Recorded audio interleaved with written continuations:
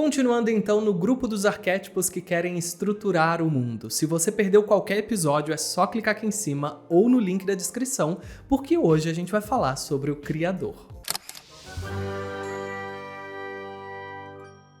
Olá e sejam bem-vindos de volta à série de arquétipos aqui do canal. Hoje nós vamos falar sobre o arquétipo do Criador, essa figura que traz vida à sua imaginação.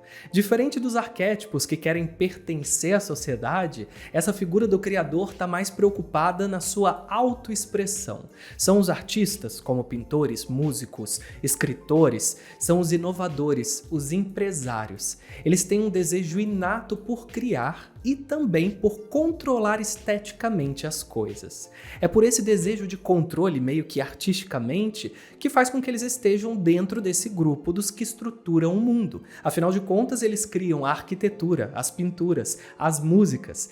Eles criam, ou pelo menos auxiliam em grande parte, a criar a cultura da sociedade. E isso é um papel muito importante. E uma questão muito interessante desse arquétipo é que eles acreditam que a estrutura determina o seu resultado.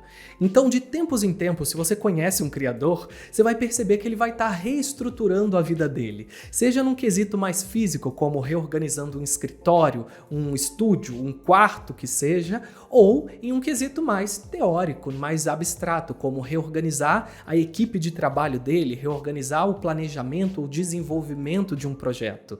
Tudo isso porque ele acredita que a estruturação desse controle meio que artístico e estético de como vão as coisas é o que vai influenciar no resultado. O ambiente em que ele está inserido quando ele está criando, as pessoas pelas quais ele está rodeado quando ele está criando, tudo isso influencia na sua criatividade. Vamos dar uma olhada então na ficha desse arquétipo para entender um pouco melhor. O seu desejo básico é criar algo de valor e duradouro. A sua meta de vida é dar forma a uma visão, a uma imaginação dele. O seu grande medo é ter uma visão ou execução medíocre, mediana. A sua estratégia para que isso nunca aconteça é desenvolver controle e aptidão na área artística. Os seus dons incluem criar, expressar e imaginar, e os seus traços, ou outros nomes pelos quais ele pode ser chamado, são artista, inovador, inventor ou sonhador. Uma questão que a gente consegue perceber por causa dessa ficha é o seu grande senso crítico, ou melhor dizendo, a sua autocrítica. Ele acaba se julgando tanto, mais até do que as outras pessoas, que isso acaba limitando a sua capacidade de expressar os seus dons. Ele tem o dom de ser criativo, de trazer vida à sua imaginação, mas às vezes ele é tão autocrítico que ele não consegue fazer com que isso aconteça. Contudo, se ele conseguir passar dessa fase de autocrítica, ele tem alguns níveis pelos quais ele pode evoluir.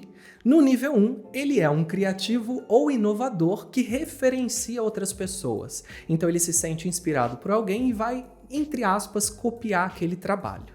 Já no nível 2, ele começa a dar forma à própria visão. Aqui começa a originalidade. E aí, no nível 3, ele começa a criar estruturas que influenciam a cultura, a sociedade. Ele se torna o criativo pleno. Só que existe uma sombra, como sempre, um ponto negativo de tomar cuidado nesse arquétipo. E o dele é dramatizar demais a sua vida. Se a gente olhar para dois personagens que têm esse arquétipo, a gente vai perceber essa nuance de sombra que pode existir. No Homem de Ferro, por exemplo, ele tem o arquétipo do criador, só que ele acaba sendo egocêntrico e um tanto quanto narcisista, de acreditar que ele é um grande criador, um grande gênio, e isso é um dos perigos também desse arquétipo. Já outra pessoa é o Willy Wonka, que consegue trazer à vida uma das suas grandes imaginações, que é a Fantástica Fábrica de Chocolate, só que ele se torna um megalomaníaco.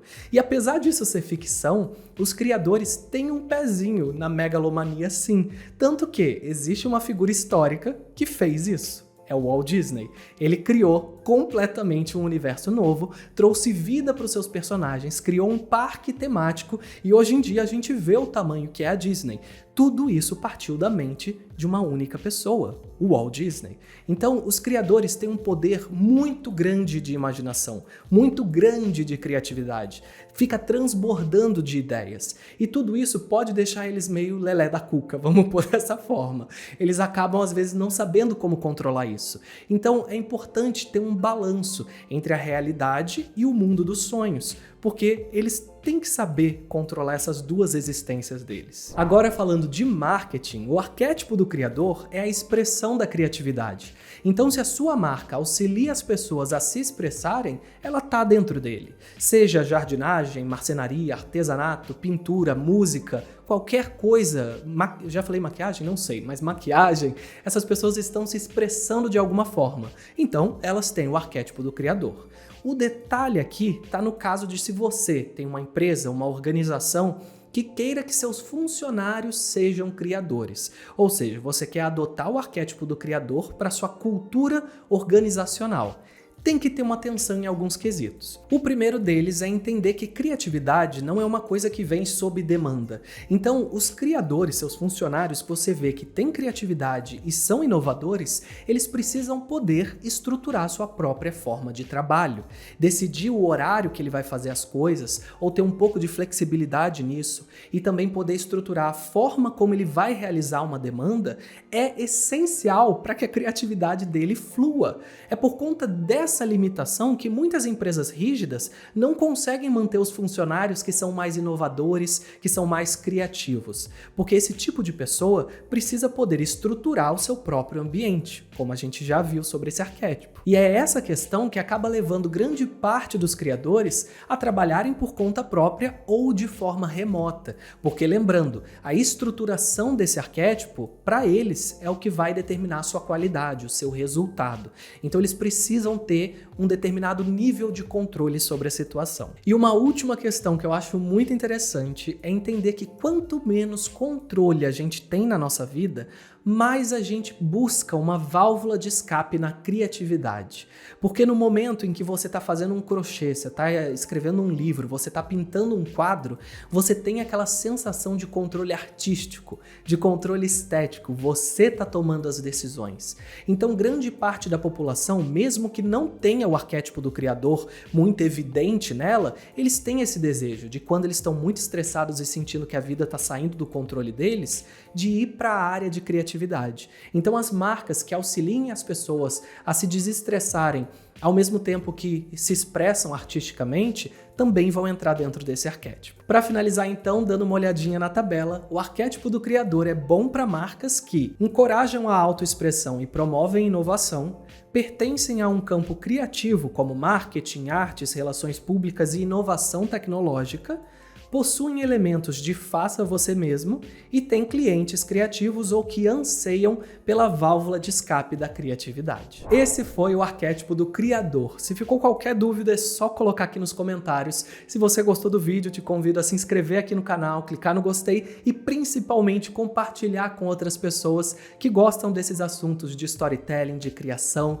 de desenvolvimento de personagens e coisas desse mundo. Qualquer coisa, tô por aqui. Eu vejo vocês na semana que vem com o último vídeo dessa série que vai ser sobre o governador. Aí a gente fecha os 12 arquétipos.